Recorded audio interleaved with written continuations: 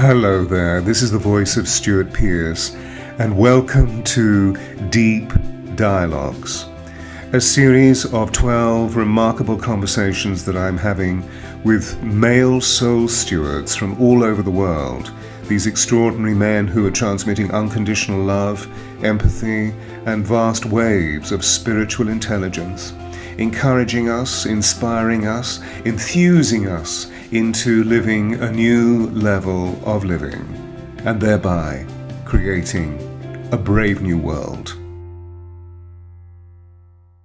Oh, look at these wonderful people. Hello, everybody. Kyle and I are here just full of anticipation for the wonder of you. We got people from New Zealand. I missed my tech managers overlooking my screen. Oh, Leslie from Florida. Hi. Kyle is truly angelic, says Vanessa Jane Heads. And Diane, you're here. How wonderful. God, we got so many gorgeous people. This is very exciting. I think we're just going into 2027. And also John, John did come in. John Sorber, I haven't been for some time, and he thinks you are the best thing since sliced bread. He lives in Sarasota. That's such an old expression, the best thing since sliced bread. Oh, I can But see you everyone. are, can you see them? Yeah. Seattle, Canada. I love all of this. Yes, somebody picked up You Are a Cherub. New York City, Peter. How Oh, hey, wonderful. Kaz. I know people here Yeah, too. That's fun. you know all these wonderful people. Salt Lake City, Vancouver. I love it. Wisconsin. Karen, all the way from Wisconsin. This is exciting. Well, we are emanating a powerful force, bringing in these wonderful people from Oregon. We could sit here all night reading the geography of where these wonderful people are. So anyway, everybody who's tuning in, Kyle and I are going to literally rip forth because he's a very busy man. And I know that he's going to, unfortunately, he's going to have to leave us absolutely on the dot of an hour. So most people know who he is, but just for the record, because this video will be recorded for posterity, I just want to share your wonderful bio. Oh, cool. So Kyle Gray is a spiritual teacher with a difference.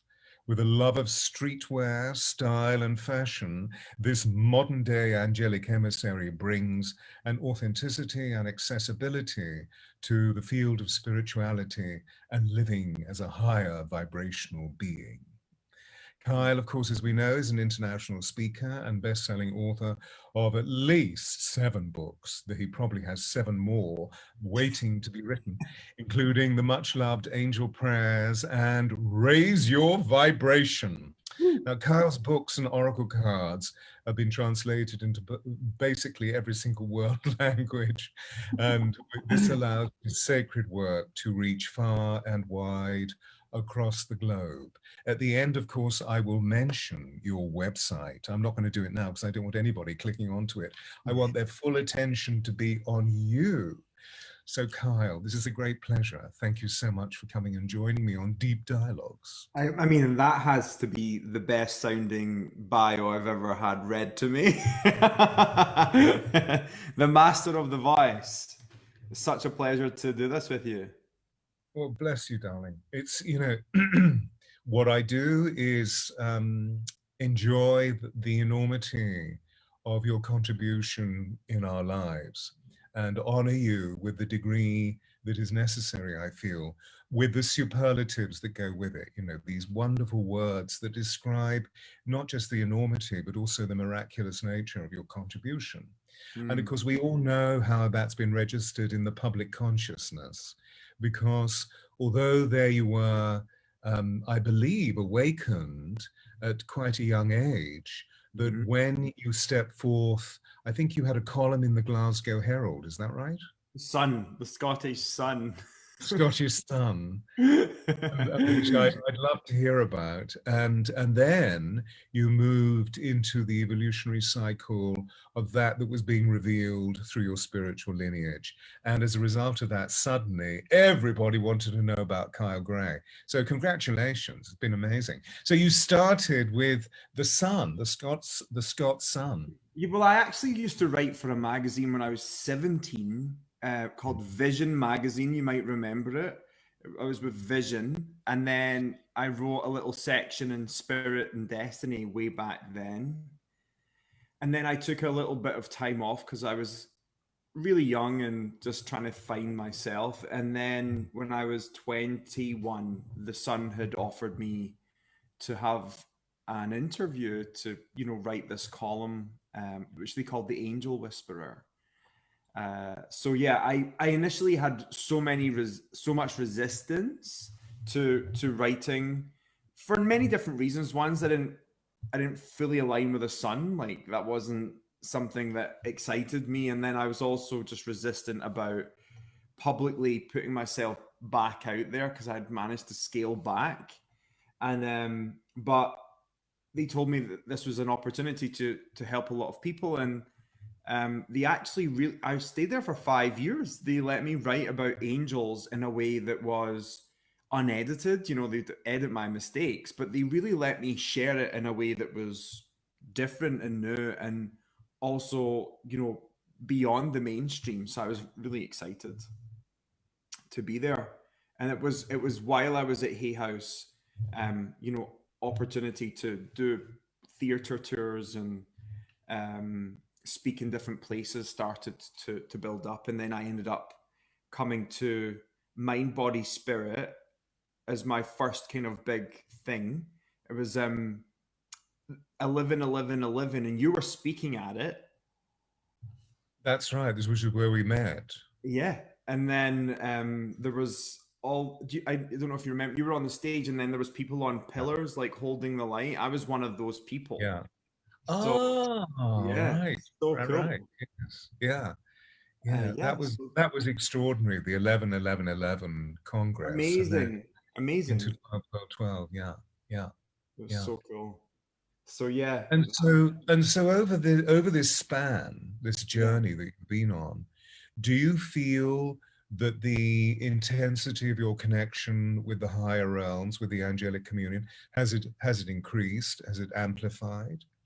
I think I've kind of grown up in this world, and become a young adult and found my way. And I think that the more I've become to understand myself and feel Mm, safe in my own skin, the more my spiritual connection has mm, enriched. I feel like the more I know me, the more I know my angels. mm. And so there's been a real arrival here. I think that's been there the whole time, but the more resonance I've had with me and the more connection to the earth I've developed, the more my spiritual connection has strengthened. And that, yeah, so I do feel like over those years it has strengthened. It's not the same as it used to be, like I used to describe myself as a psychic car crash, because I would be one of those people that walked into a room and I'd feel that person's dead relative and that person's dead relative, and that just wasn't helpful.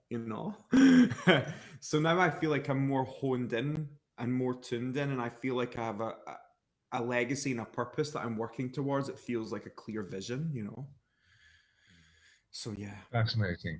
And because, picking up some of the threads that you cast for us as you journey through that exposition, how wonderful that the more earthed you became, the more connected you were with the Right. breadth and the expansion of the angelic kingdoms. And I just feel that, at this time, in the fever of the way that our world is changing, but also in the celebration of the way that we know that we can reach into the angelic realms, or indeed the realms of higher ascended beings, masters and mistresses, that it's really important to remain grounded. And so it's very refreshing to hear that, and how the accomplishment of self, the definition of self beyond ego, has Yeah. allowed you to really expand within your field to accommodate the light of these extraordinary beings of light.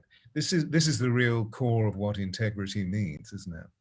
Really, I believe so. And, I don't think my life has been written out, like completely planned out. I think some things are, like, well, that probably should have happened. But I also think there was an importance of being who I am, like this guy from the stabbing capital of the UK, from, an underprivileged town, and just to be from that background and to bring the angels with me, it feels important, to be able to kind of bring the angels to the street, if you will. I think was a very important part of my work, and to make this accessible, because what I've come to learn over the years is that we all have this, we all can do it. It's something that's actually within, and the fact that we are spirit is enough to say that it's our divine right to experience the spiritual realms in however shape or form that takes in your life.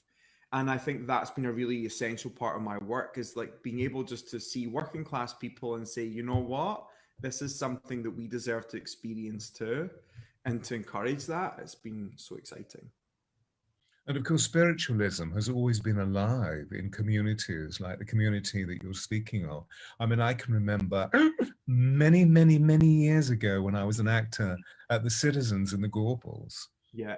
That so many people just around the corner from where you are, just so many people from the environment would actually be in contact with the theatre. And it was something that we addressed with great grace and great conviviality. And so many people said extraordinary things about the spirit of what we were actually engaging in. So I was known as the odd one in the company who would say, "Tell me who Fred is." And they would say, "How do you know about Fred?" Why did you say that name? Why did I say Fred? Yeah. Well, I do feel that Fred, there is a being called Fred around you. That's my grandfather's name. That was good. Is your grandfather? Okay.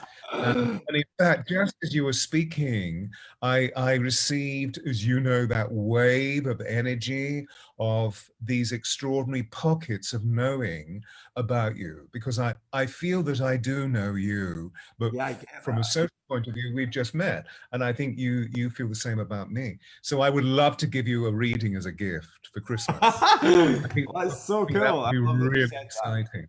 I think it would be really exciting. People always get the name Fred randomly, and quite often when this has happened, it's so cool. Love that. Yeah. So I was feeling him step in earlier, and obviously he's a great guardian of yours. And this bridge or conduit between this fascinating earthiness that you have and each of the points that you make, I really understand fully. I think it's quintessential that we hear them.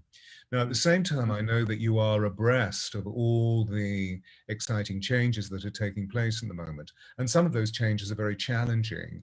And so I know that we were going to talk about within the context of raising vibration, that we were going to actually go into some of those challenges. Yeah. So how do you feel about what's taking place in the world, particularly these shifts in the geopolitical environment? I do think I do feel like the Earth is raising its consciousness. I genuinely feel that, and I think a lot of people on the Earth are responsible for that. I feel like so many of us are becoming more aware of our power, our privilege, our ability to make a difference. I think the Earth as a whole is definitely raising its consciousness. I think in an ideal world, because so many of us have been reading all these spiritual books for years, is that we think it's going to appear in a specific way, that it's going to be super light and holy and fluffy. But really, I think it's a messy process and a messy experience.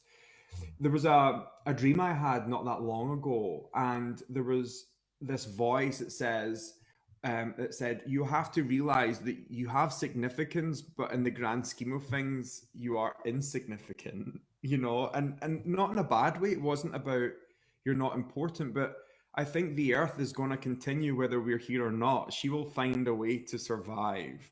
But I think it's really about us learning how we can hold her, compliment her, honor her, and all of her children in every shape and form that they take. And I think to raise your vibration is actually to become fully aware of what's happening around you. And if you can in some way influence it in a positive way, and if you can in some way support it.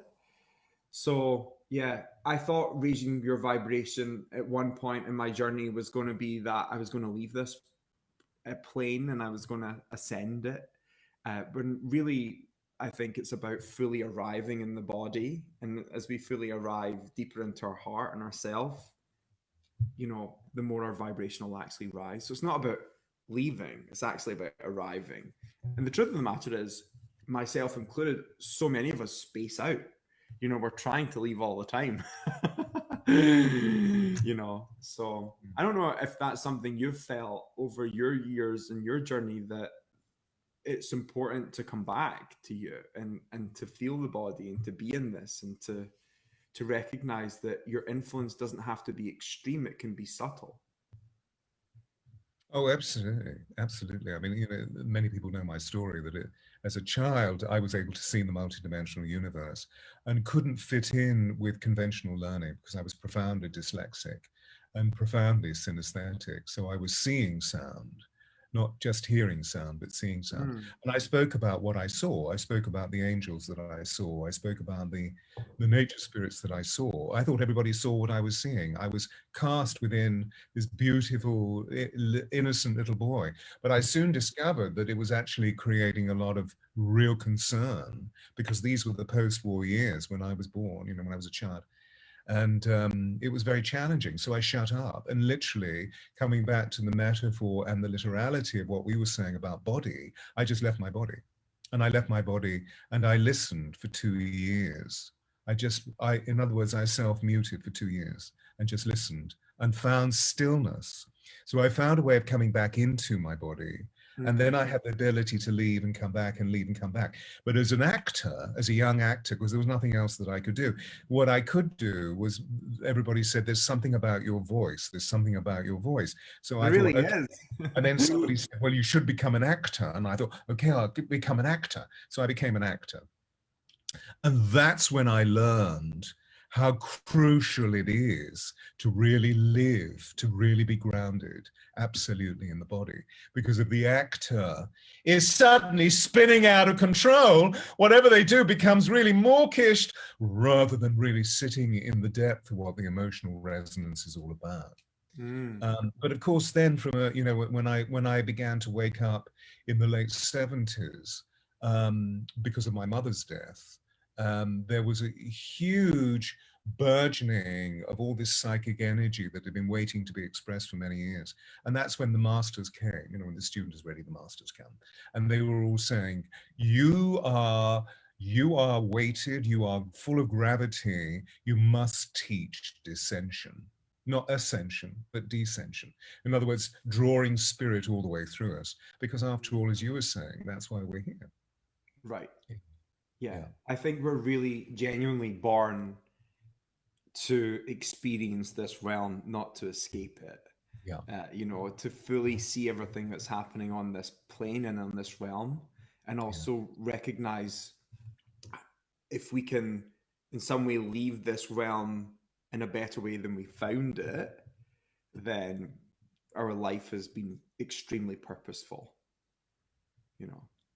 These are extraordinary words. They're brave, courageous, and absolutely true. Yeah. If we can do this. But I do feel like there is a call. I can feel like this magnetic pull and call from the earth. It's like she's calling out to people, saying, this is a call to action. I need you. Like those old signs in the wartime. We need you. Yes. It feels like that. And what do you feel for you? What is the initial purpose of that? She tries to reveal her essence to you. I was unpacking this just this week because I think that I'm ultimately creating a legacy, and I didn't necessarily realize that I was doing so. But I think my purpose in all of this is to help people know that they have a part to play, but also that they're worthy of it. I think just helping people recognize that there are these angels who adore us, who are waiting for us to call them in, that they want to be part of our lives and they want to support us and they want to help us feel loved. You know, that in itself, I think it's a very important part of what I'm here to do, you know. And I think this is why I was saying earlier on, you know, learning this little guy, high school dropout, single parent household from the west coast of Scotland, you know, finding the angels and incorporating them into my world extremely unapologetically. You know, like I'm so unapologetic about the angels. They're part of my life, they're part of my world. It's not something I've dulled down or muted or kept private. It's very public, you know. And to be unapologetically connected to spirit is important. You know, I think that's what I've really used my platform to push. Mm. What gives you the resilience? It's courageous to do what you're doing. I mean, I am also aware of the fact that through the last 10 years of the gradual and greater emission of your creativity Yeah. in the world, and the way that you've served us all by gifting us so much richness, that we're living in a very different world from the one that I started out in, meaning, you know, 40 years ago, where I was similarly like you, always very bold about what I was feeling and seeing, because it seemed so true from a very natural, organic, you know, really basic, instinctual point of view. But at the same time, I know that it created a great deal of antipathy in those people around me. Even though I was in the entertainment industry, people found it very challenging to be in my presence when I was talking about their dead relations. How have you found it over the last 10 years? Have you received criticism? Have you Yeah, received definitely. rejection? I think I definitely learned resilience from my mother. You know, I think she's one of my greatest spiritual teachers. And I also want to just acknowledge that my great gran was said to have done tea leaf readings. My grandmother had had seances, accidental, I guess. And my aunt had also dabbled. So I felt like this was in my lineage as well. You know, I'm sure if I go back far enough, that I'll find out even more. So I feel like that, in some way, my ancestry has helped me do this. You know, I genuinely believe that. But you know, like the first time I was on TV when I was like 19 doing readings for soap stars on ITV was like a big push out there, and I was mocked on live TV. And you know, it really put me in a place where I didn't want to do it anymore, and that's kind of why I went into hiding. And then when I came out in the sun all those years ago, and even though in my first week I had like 5,000 handwritten letters sent to me, there was also, like, you know, on nights out, kids coming up to me and whispering, "I'm an angel," and mocking me, and um, you know, trying to just degrade what I was doing.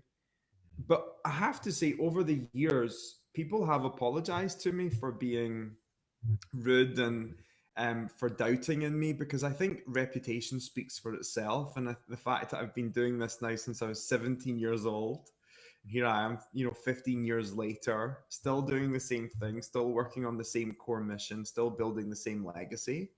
A lot of people have realized, oh, okay, maybe this guy really is doing something good. And then, of course, word of mouth, people experiencing my work and my one-to-one work at the time really helped.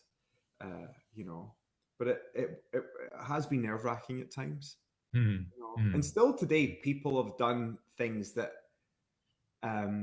because I don't necessarily feel this, but sometimes people put spiritual authors on a pedestal and kind of put them in the realm of celeb, you know. And I don't necessarily feel like that's for me, but at times I feel like I've got to make a statement about certain situations or someone's behavior.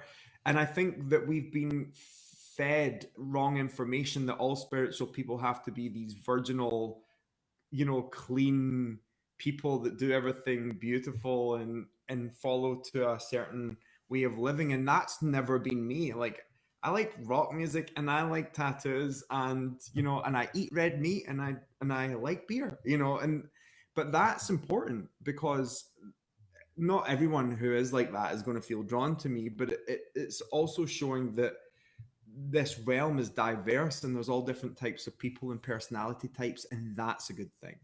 you Yeah. know that's very important.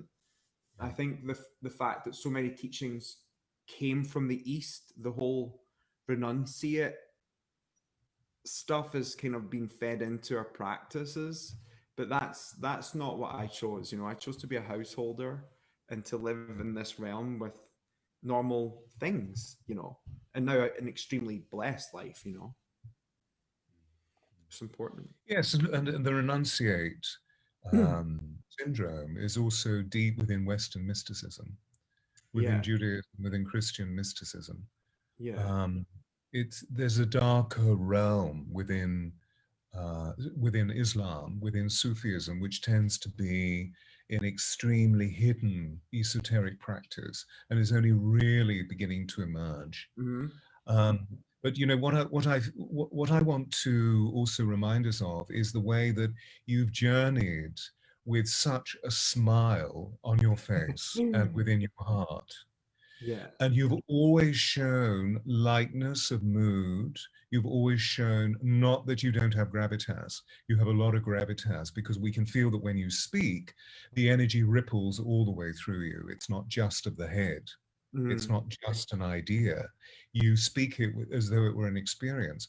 But, my understanding and my experience of you, you always speak with grace. Yeah. Thank you. And in the face of negativity, which can be violent, as we both know, because we've both been accosted by it, Yeah. or, what's the phrase when somebody won't leave you alone? They're not chasing you, but Trolling. can't remember. No, I was thinking more of, when somebody is just hounding you.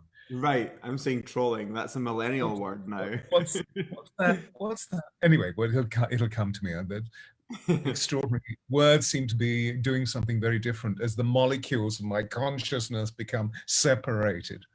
Um, so, it feels to me, although you were mentioning the family lineage of what's happened in your bloodline, that my sensing of you also is that in a number of prior incarnations, that you've been involved in very extraordinary practices that have led you to the unique clarity of what you hold today.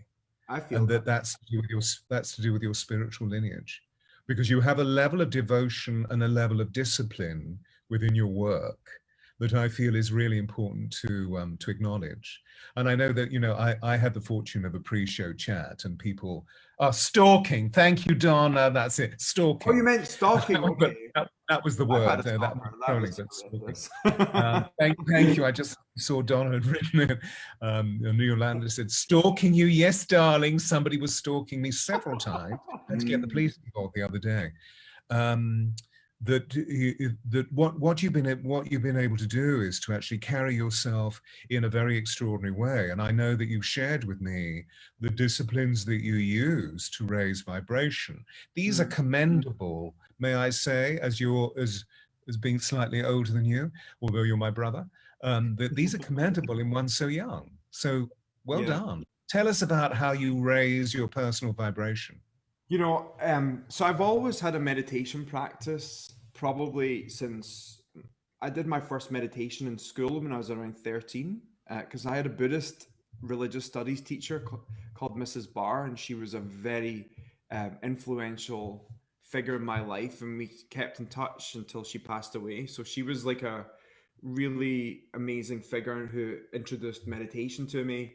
So I've always had meditation there, but this year my meditation just went through the roof. And then about 103 days ago, I made this commitment that I was going to make meditation non-negotiable. If the day got busy, I would choose like physical movement over meditation if I had, because I have a yoga practice, a meditation practice, and I work out, so I do all three, like just to keep me in check. But I made meditation non-negotiable this year, and it's really shifted things for me. It just having that moment where every night around the same time I go to my bedroom and do this 22 minutes meditation has really helped, help me feel good. But my keys to raising your vibration are: if you're feeling an emotion, you feel it. That's the key thing, first of all. So if you're feeling angry, you're allowed to be angry. If you're feeling sad, you're allowed to be sad. If you're feeling happy, you're allowed to be happy. And I've never tried to mute whatever feelings are showing up. So I'm an extremely expressive person. So if I'm really angry, I'm like, whoa, and I'll like noise it out. I'll really like make growling noises. I'll get it all out. If I'm feeling happy, I'm gonna dance. I'm gonna like really like woohoo it. And if I'm feeling sad, like yesterday, I was just feeling so overwhelmed and I literally cried for hours. And it was so essential. My mum was like, just let it out, son, just let it out. It feels important. So raising your vibration is about recognizing the feelings that are inside of you. And, they describe angels as the thoughts of God or the heartbeats of God in, a lot of the teachings that I've followed over the years. And I think they are essentially these messengers from the divine to give us information. I see the emotions of the body, angels, they are angels, messengers telling us how important something is or how important it is to feel. So I meet all of my emotions as they rise up, because through that, I think people are scared to feel sad or feel angry because it's not necessarily high vibration, but actually it's compassion. It's pure expression. It's the primal part of ourselves, and through actually feeling that, we are raising our vibration. You know, so when I feel a feeling, I feel it. Um, I recognize that I'm never alone, even when I feel the most alone. You know, we all feel alone, even the world's greatest mediums and angel experts, we've all felt alone at some point. But when I feel alone, I know it is an illusion because I am really connected to everyone and everything. Science now supports it. So that's that. So the fact that I'm connected to something greater, that always shifts things for me.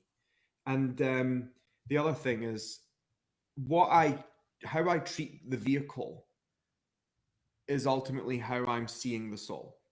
And so I like to honor this vehicle and look after it. And I know that through loving this amazing vehicle, I can reach a deeper state with the soul. Mm. So those are like important things. But every day I have a meditation practice, I do yoga, and I also journal. I have a book of shadows. I write a invocation a day, and that really holds me. Just personal practice, and then so I guess that's pretty simple, isn't it? Well, yes, but it's fundamental. And isn't that interesting that the most essential parts of our nature are where the physical interfaces with the spirit or where spirit interfaces with our physical, they're always really simple. Yeah, it's so important, and I think a lot of us often find ourselves feeling drawn to someone's work, and we kind of want Yes. to have a likeness to it. But what I've found is the highest vibration is living your authentic self and your authentic truth, and expressing your spirituality in a way that is an expression of you. You know, I think for a long time I really wanted to see angels the way certain people had seen angels, and that wasn't possible. But when I was finally ready to see them for myself through my own eyes, I had my own experience, and there's nothing that can, you know, beat that. Yeah, yeah, yeah. And so, if I may pick up a few points that, Yeah. in my own language, my own linguistic, I feel that feeling is the language of the soul, and Amen. that when we become healthy with the way that we feel, we automatically begin to expand the joy and the extraordinary psychic organism that God has created. That's the miraculous nature of us. And so many of us shame, guilt, or denial our feelings. But if we can embrace them, and, and at the same time, looking at you as a major influence, the way that people are looking at you, because you have established an arena of energy, that you do it with the investiture of wonder and awe. Yeah. And this is a bright light. You shine brightly. So we see you, because many of us have forgotten what wonder and awe is. And of course, for you and I, they're the gateway, this the gate postons, or the mystical messengers of the pathway. And Yeah. if I don't feel wondrous at least 20 times a day, then I begin to think there's something wrong. If I don't feel awe about something, whether it's, oh, the day today was just so beautiful in terms of the gray skies suddenly becoming shuddering, shining light of sun. It was just absolutely extraordinary. Or I see somebody beautiful walking down the street that I automatically fall in love with. If I didn't have these things, then I think, well, I would be my age, as they say. That's funny. I would not, because again, it's about the whole aspect of the way that our sensuality and our sensateness is living. Now, I know that we talked when we exchanged in our pre-show chat that you were concerned about some of the processes that are going on within the world, where there's a tremendous amount of criticism and denial and violence in attitude towards a systemic racism in the United States, the mitigating circumstances of economic overhaul, the bitterness that's taking place in so many of the political arenas. Yeah. How do you keep positive when you face this? I mean, it can be really difficult. I think it's really important to say that I don't think you can be interested in spirituality without getting close to the conversation around politics. A lot of people say that politics and spirituality are two different topics, and I don't necessarily think that's true. I think there's a little bit of politics, and I think politics has to be met from a spiritual place. And I think that when you're in a spiritual space, politics becomes a topic. It is there. I don't think it's about pushing my opinions or ideas on someone or trying to force them. And what I've always really come to say is I'm not political. I'm just interested in human rights. Like, that's genuinely it. I just want equal chances and equal opportunities for every single person, no matter who they are or where they're from. I think that is really important. And I think that there's a desperate need for marginalized voices to be acknowledged, seen, heard.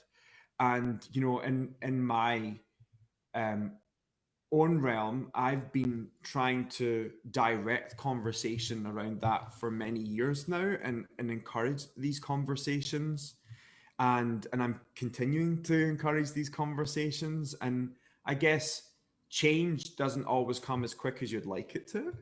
I think, but I'm really proud to see some amazing things happening around me, and to see more people get space to share their gifts. But I was also kind of concerned around the whole COVID-19 coronavirus, and a lot of the spiritual bypassing that's been happening around that. And a lot of people saying it's fake and it's not real and it was planned and all these different things. And whether that's true or not, I think we just need to dial back into compassion, because there are people losing their lives. There are people out there who are losing family members. There are people who have lost their income and their space and their safety. And I think it's so important that when we're shouting out about anything, any conversations, we need to recognize that our opinion and our ideas can in some way influence and also affect and also be harmful. And so I think it's interesting. I've had COVID-19. I woke up one morning and was not feeling good and decided to go for a test, and it turns out I came back positive to have COVID-19. And so a lot of people, you know, I was like, okay, I'm going to put this on the internet because I guess I'm going to disappear. And I'm a very active human on social media. And I thought, if I want anyone to hear this, I want them to hear it from me, and I want to share my experience. And so I decided to use my platform as a teaching opportunity to say, you know what, I'm the high vibration guy. I'm the guy who writes about raising your vibration. There is no high vibing out of being human. We're going to be exposed to highly contagious viruses, whether we're high vibration or not. It's just the nature of things. And my actual spiritual journey started with a virus. I had an autoimmune virus called Guillain-Barré syndrome. I was paralyzed for over a year, and and I was going through a hard time at the time. So I found it really interesting in this real shifting time that I was met with the virus again. So I think there's a lesson in that for me. With that being said, I wanted to use my platform to say, you know what, I genuinely do believe that we need to cover up our faces and protect ourselves. And I genuinely do believe that this is real because, you know, it took 16 days for me to recover. It was really intense. And I think I recovered so well because I am an extremely active human being. I have a breathing practice, I have a meditation practice, I do yoga movement. So all of this was really important. So I wanted to just share that, you know, it's important for us to dial into human rights over politics, you know, recognizing that human rights is a spiritual practice. Compassion for other living beings is essential to raise your vibration. And if you're trying to raise your vibration and your focus is only on one group of people, it will not raise fully because you're leaving people out of the conversation and the equation.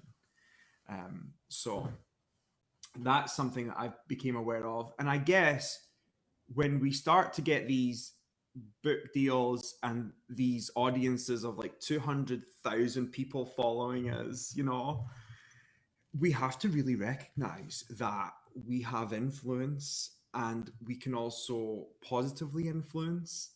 And, you know, what I've always said is I'm going to keep my North Star clear. I'm going to make my intentions very clear, and that's the best that I can do. And in all of the conversations that I'm having, I weave this in, and it's been really helpful. And I'm seeing great things happen. Yeah, Beautiful. So, and as you look forward into this environment of great change, what is it that you would most like the change to be about? in the world overall? Collectively, yeah. Yeah, I guess I just want all marginalized communities to be lifted up and held up and to be acknowledged and seen. You know, I want everyone to recognize that the lives of those who have been left by the wayside matter.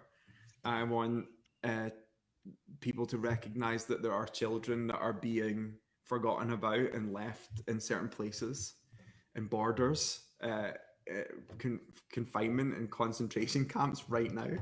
You know, I want everyone to recognize that we can't raise our vibration if we're leaving people behind. That's it. That's basically the simplicity of it. And what I've always found is, in order to see and experience the angels, we just have to be more like them. If the angels were, you know, expressing on the physical, these are the situations they would be going to, you know. That's the way I look at it. Yeah.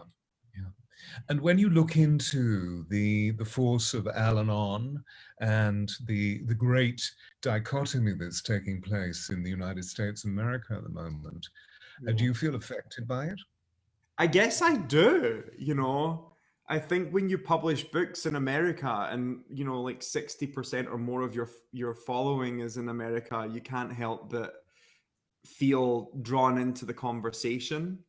But I also fully aware of what's happening in the UK and Scotland and where I am too. And so sometimes you can feel really pulled, you know, and sometimes I really do wake up in the morning. I'm like, what am I going to do about this? Like, what am I going to do? And the one thing I've just decided is the best I can do is just start a conversation and see where it leads you. You know, if I have a piece of the pie or a piece of at the table, I'm opening up a conversation, whether it feels good or not. You know, whether it feels comfy or not, and I'll probably cry a lot. You know, so that's been And the resourcefulness of prayer. right. And you know, I am a big prayer, and I pray all the time, and it's actually just part of my life. And I wake up every day, and I always just say thank you, angels, for taking the wheel. You know, thank you, angels. I surrender my day to you, knowing that only good is unfolding before me. And I always try and get into that mindset that good is happening. And whenever I'm in a challenging space, I always say, angels, thank you for lighting this space up, you know. And I always say it from a thank you space, as if it's already been answered, because then we can tap into the universe to let it do it. It's important. Mm-hmm. Yeah, I feel this is a big one. You know, I think we're in it right now. You know, I think my grandparents existed in times when there was world wars, and they were with bombs, and they were with there were bombs and missiles and all these different things. And although those things still exist today, the way that we're experiencing the rockiness of the world is via the internet, it's via the media, and it's also via the influence of other people. So that's why I'm always like, okay, these are what are being weaponized right now. How can I bring light to those same spaces? And I think that's really about living high vibration. Yeah. That's beautiful. And of course, the way that you do it is by bringing forth a smiling face. Yeah. That's that important. is totally true. The way that you do it is by always mentioning the higher principles and therefore moving into understanding, caring, compassion, empathy, inclusivity, and loving. Absolutely.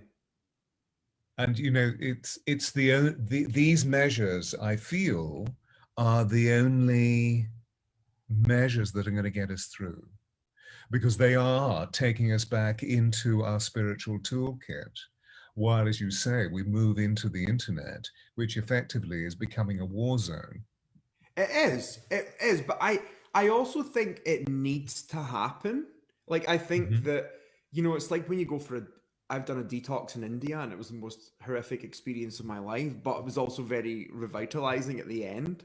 And I think when you need to detox, you have to see all of the bits that need fixed, and all of the things that are the impurities, you know. And so I think that it's important to be able to see everything. And I've also felt like for so long, so many people on this planet have been praying for truth. They're saying, you know, dear God, thank you for bringing integrity back to this earth.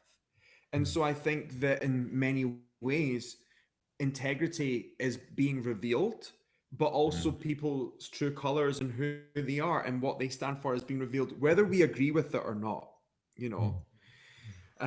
My challenge with it all is that so many of us feel that if we don't agree with every single thing that a person says, then we have to delete them or block them or release them.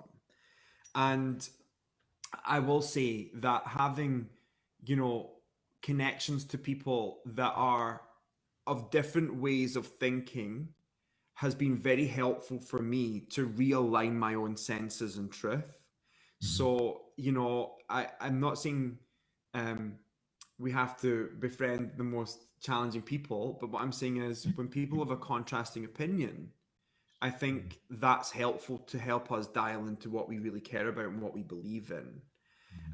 I guess what the challenge is that if what they're doing is harmful, then we use that space as a space to educate and enlighten rather than clear, cancel, and delete. Mm. You know, so that's what I'm trying to do anyway. Mm. So, bearing that, I mean, you speak it with such clarity and you speak it with such ease. Yeah. It flows very easily from you. For someone who is actually contorted by their own sorrow, by a poisonous relationship, or feeling fearful of the world, is Mm. there any advice apropos the simplicity and the ease with which you just dispatch that information? Because you do it with such grace. So here, Is there anything that you would recommend? the first thing is I would say it's okay to be scared. You know, I think being scared is again a reminder about how much you care about whatever you're dealing with at this time, whether it be your own welfare, whether it be the welfare of someone else. But you know, it's okay to be scared. The other thing I've also come to understand is that not everyone has been made for the front line. You know, I think not everyone has the energy to be in the front line, you know. And what I mean by that is not everyone needs to be out there publicly dealing with something or out in the air or whatever. I guess I've always been okay with being in the front lines and when it gets messy. And I think that might be something to do with being from Glasgow. I don't know. I think there is something about this part of the world where I'm from. There's a rough and readiness to it, and I think that's really helped me. But if someone is challenged about making the next move, I would say it's okay to be scared. You don't have to be on the front line to make a difference. And if it feels dark or scary, call in more help. Even if you think you've already called in help, call in some more. You know, I think that that's really important. I think we can ask angels to help us with one thing, but I think there's a power in saying, you know what, I'm going to need an artillery of beings with me at this time. Thank you for stepping in, and that in itself can start to change. And if you don't know where to start by telling whoever you're dealing with that you love them. I think that's always a good place to start. Wow, that's deep. Yeah, I think Whomever they are, which is the bounty of what the Ho'oponopono has given us. I mean, in the sense that it's electrified or amplified the beautiful creed that you've just spoken.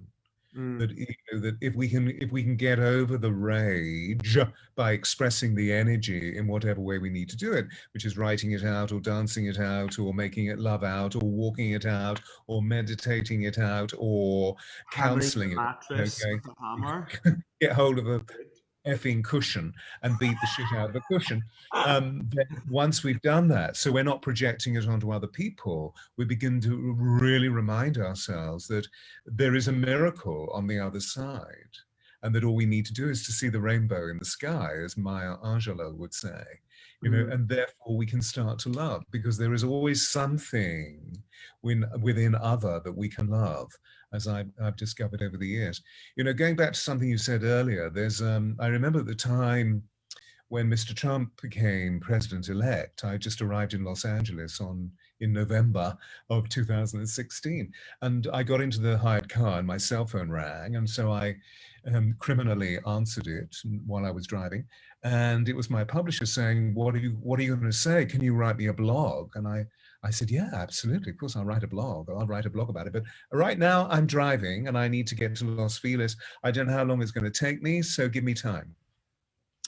And while I was driving, I was suddenly feeling, what is going on? There's something hugely karmic taking place in this. And I kept on having visions of the 1930s, which is very acute to me from prior life. And when I got to where I needed to go, I called a girlfriend of mine in Santa Monica, and said, who's a really good astrologer, what can you give me as a picture of of a perspective of what's taking place? There's some connection here between now and November 1938.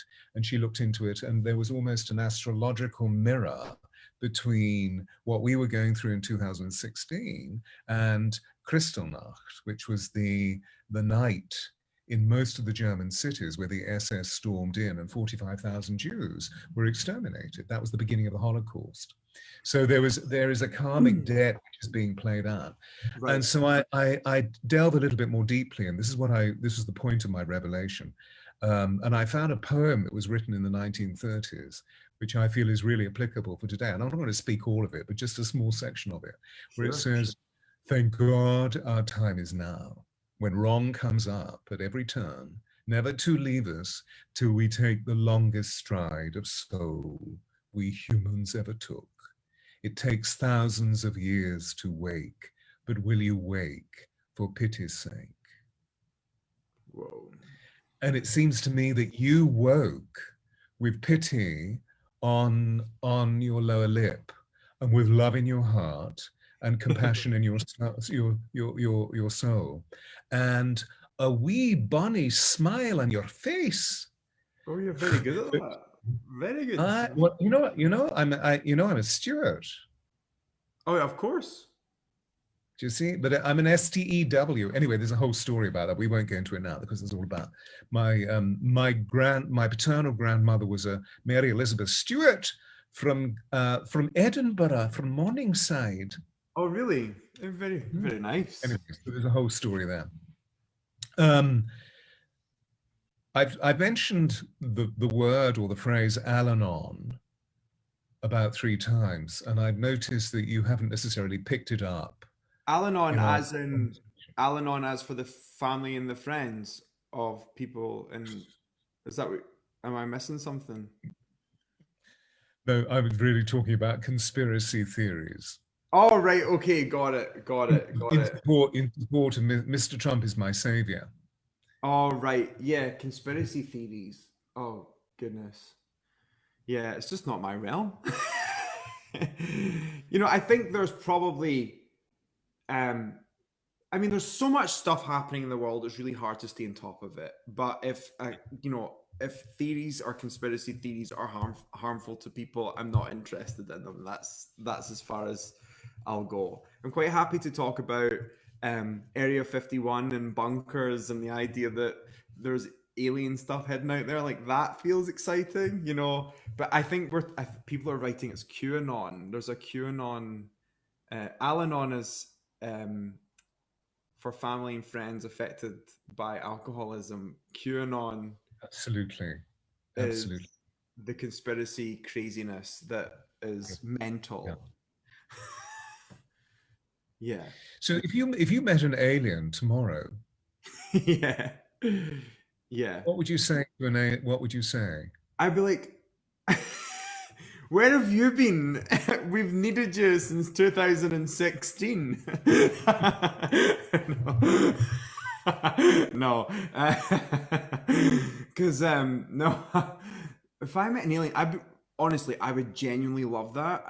In my apartment, I have an ET, as in the movie, and a big gigantic alien painting as well. I'm really interested in that stuff. It really excites me. I love the idea that there's cosmic beings watching out for us too.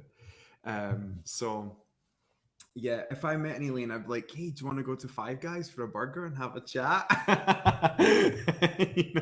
I'd love that. And because you have such a beautiful jet stream through into the angelic communion, do you feel that, angels and ETs are ETs, but we're actually angels are extraterrestrial forces. They're ultra-terrestrial forces. 100%. Yeah. They're the ancestors of the stars, Absolutely. And absolutely. That's the one thing I've learned about angels and these beings. If we're feeling drawn to them, it's not because we're excited, but it's because we're remembering. We're uncovering ancient wisdom and memories that are locked in our being from before we were in this body. I think we were a star at one point, and our angels were too, and we danced across the midnight sky together. Like, I can remember that. That feels true. So yeah, I think when we're feeling drawn to all of this stuff, it's because we're uncovering something very important. Have you written that? Yes. Which book? I believe it was. I wrote it in the most recent one that I've just finished writing, and Which isn't published yet. You've just no, finished it. it was out in April. Yeah, yeah, yeah, yeah. Um, Because it's a radical belief of today, because it opens up our minds, of course, to the multiplicitousness, the multilingual environment of these extraordinary beings of light that want to help us. But at the same time, it's a resonance, an echo from way back, Meister Eckhart and some of the Christian mystics yeah, saying the same thing, and that they absolutely. were regularly in touch with extraterrestrial beings. I quote Meister Eckhart all the time. You know, Yeah, just a lot of his work is very influential and extremely in alignment with what we're all teaching today. You know, absolutely, absolutely. 100%. Yeah, and I can just see you, having a really great conversation with Hildegard von Bingen and all that she has to say about it. Ladies and gentlemen, I mean, we've been chatting away here. I've been so engrossed in this wonderful being called Kyle Gray, and I haven't actually looked at the chat box once. Are there any questions you want to ask? Dixie is saying, I love that remembering ancient wisdom. I think people, this is what I was meaning by people are just feeling the pearls dripping from your lips. Oh, Anybody want to ask any questions? I'll open up. Everybody's saying thank you, thank you, thank you, thank you. So nice to see you. Here's one. How do I let go of my fear of conspiracy theories about Bill Gates and Mr. Fauci? It's the one thing I can't let go. I Any mean, ideas, Kyle? it's a hard one. That's a really hard question. I'm not completely clued up on all of the conspiracy theories, and the real reason that um I was initially turned off by a lot of the conspiracy theory chats that were opening up was around the whole idea that people are saying it's all fake, and the people who were really sharing the information saying it's all fake were people who didn't actually know anyone who'd had COVID-19. Yeah. And so that was what really pissed me off, if you don't mind me sharing, is that they were saying that it was all fake or not real when I actually knew someone who was in intensive care at the time, and I was just like, this is crazy business. I think it's okay to be aware of these things, and I think you've just really got to trust your heart and say, is this in alignment with me? But also to kind of do your research enough to figure out, is this information harmful to people? Is this causing concern? Is this going to be violent? And a lot of these conspiracy theories are ingrained in white supremacy, where marginalized communities, Black, Indigenous persons of color are not being cared for or looked after. They're not part of this conversation. And at the end of the day, this virus is real. I've had it and experienced it. How deadly it is, we know by certain people are dying. Will most of us make it through it? Yes. Who are the communities that are affected the most, and are people of color, across the board, from Indian communities to Black communities. They are the people who are affected the most. And have we not already caused them enough pain in their lives? Like, let's not cause any more. Like, that's as far as I'm concerned. In a few Does that weeks' make time, sense? oh, absolutely brilliant, absolutely brilliant. So how do you leave it? I think it's about how do you let them go? I think it's about being educated enough to realize that some of the information is harmful, and so therefore it would never be spiritually directed. Like, the angels and the divine is never going to bring information that would cause harm to others. It's an intellectualization of the fear that we were all experiencing when COVID was first announced. Right. And over a period of time, it just simply simmers within human consciousness. And then we try to make, through the egoic filters, we try to make sense of it. And I would suggest that wherever the conspiracy theory is, because we love getting caught up in the details, that we can then vociferate in gross opinionation and, win brownie points or other more excellent points. And actually, it's purely and simply to do with divisiveness and to do with fear. so that if we can understand why we're fearful, then we automatically move away from the bile that is so often created by the misperception of what the falsehood of many of the conspiracy theories are.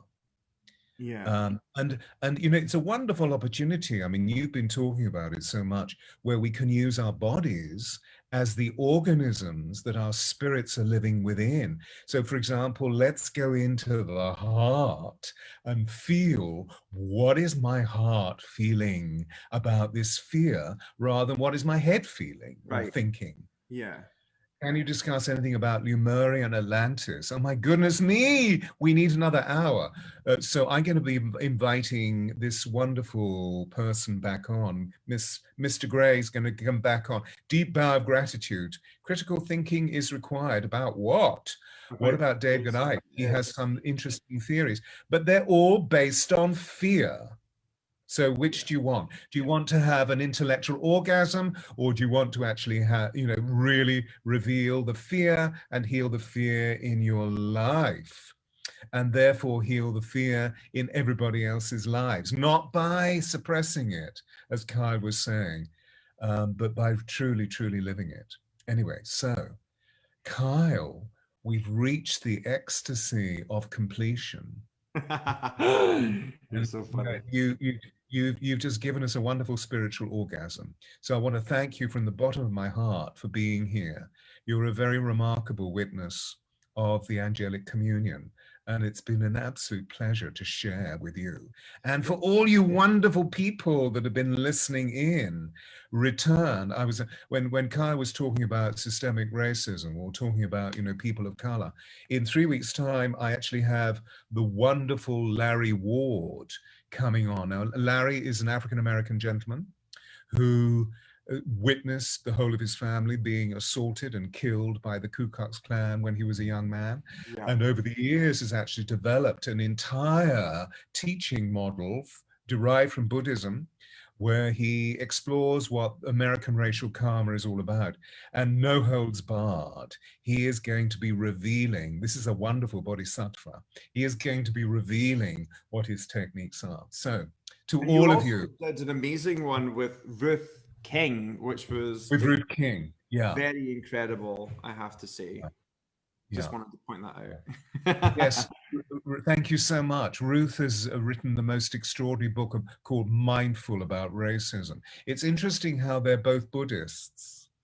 Yeah, very so interesting. they to heal themselves, they moved into a Buddhist practice, and in so doing, what they found through the Dharma is to find ways of being able to really electrify all of the detailing of what systemic racism is all about. And what Larry does in his book, which I'm reading at the moment, which is called American Racial Karma, he actually goes all the way back into the 14th century and notes a papal bull that was issued by the Pope, saying that all people of color must become slaves.